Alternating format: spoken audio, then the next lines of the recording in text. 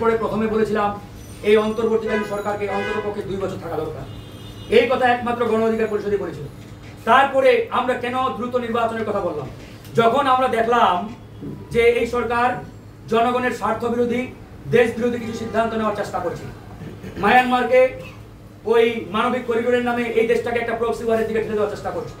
চট্টগ্রাম সমুদ্র বন্দর আরেকটা দেশের হাতে তুলে দেওয়ার চেষ্টা করছে।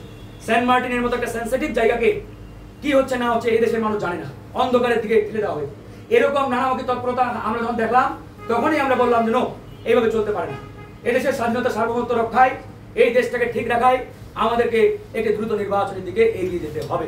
এই জন্যই আমরা বলেছিলাম দ্রুত নির্বাচন দিন, রাজনৈতিক সরকারের হাতে ক্ষমতা আপনারা হস্তান্তর করেন, যাতে রাজনৈতিক সরকার দেশ ও জাতির কাছে জবাবদিহি করতে পারে। এই জন্যই কিন্তু আমরা সেই কথাগুলো বলেছি, দ্রুত নির্বাচনের তাগাদা দিয়েছি। এখন কথা হচ্ছে আমরা কিন্তু এটাও বলেছি যে নির্বাচনের আগে অবশ্যই প্রয়োজনীয় সংস্কার করতে হবে। এখন সংস্কার বলতে আমরা কি বুঝি?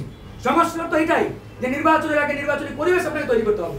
এখন আপনি ডিসেম্বরে দেন আর ওই অক্টোবরে দেন, যদি নির্বাচনের পরিবেশ না থাকে তাহলে ওই রকি ভুদামার্কা নির্বাচন দিয়ে কি লাভ? আপনি বলেন। এই সরকার যদি 3 মাসে নির্বাচনী পরিবেশ তৈরি করতে পারে আমরা ওয়েলকাম জানাবো, আর যদি না হয় তাহলে এই সরকার আরো 8 মাস সময় নিয়ে কোনো অসুবিধা নেই।